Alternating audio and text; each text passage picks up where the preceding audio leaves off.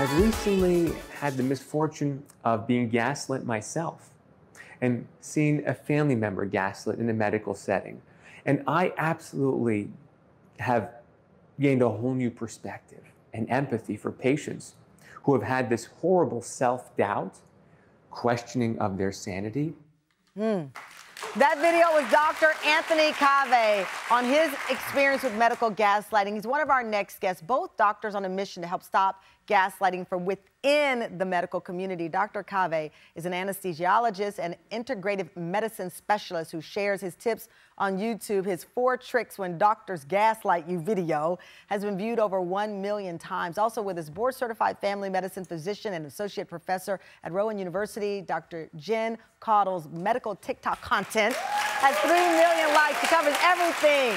Cases of medical gaslighting for her followers for years. Please welcome them to the show. Thank you both for joining us. So I always say this, listen, we know and believe most people in the medical profession are listeners, hopefully. They're doing the right thing. I know that universities have even switched some of their teaching to make doctors more sensitive to where we are right now. That said, we had 5 people on today who experienced horror stories. What's at the heart of this problem? I think there's a lot of things at the heart of this, and you're right. As an associate professor at Rowan University, we are teaching medical students, and many medical schools are teaching medical students to listen, be empathetic, etc. But I think there are a lot of things at the heart of this. The bottom line, though, is that it's never okay. And I think that's one of the things I want women and men to know, is that it is never okay. Listen to your body, trust your gut, and you know what? Regardless of whether the doctor is having a bad day, just chooses not to treat you right, has biases, whatever, it's not okay. So there are things that we can do about it. I know we're going to be talking about different suggestions and solutions, but no, medical gaslighting, I'm so glad we're talking about it. Dr. Anthony, you have the 4 tricks for when doctors gaslight you.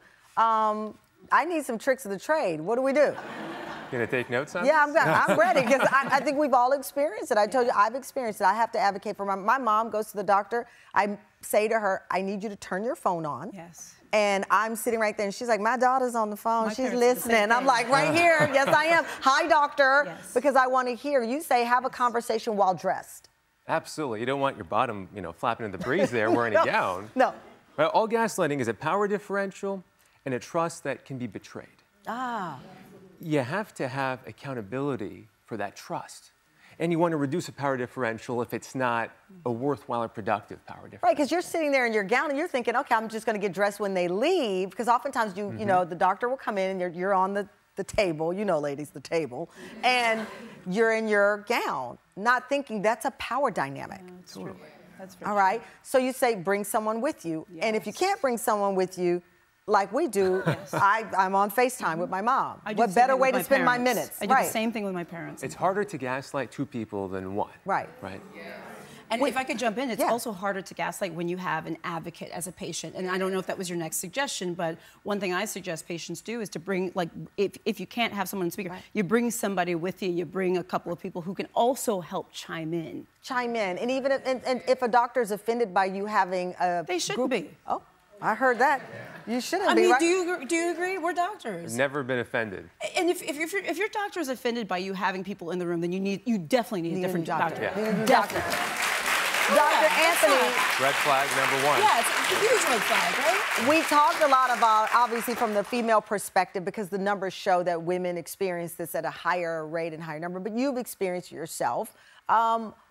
What's your hope here? Like a conversation like this is a whole hour. People don't do this. I'm patting my team on the back because daytime TV, you know, people don't often do this anymore. And it's important because people call us and ask for the show.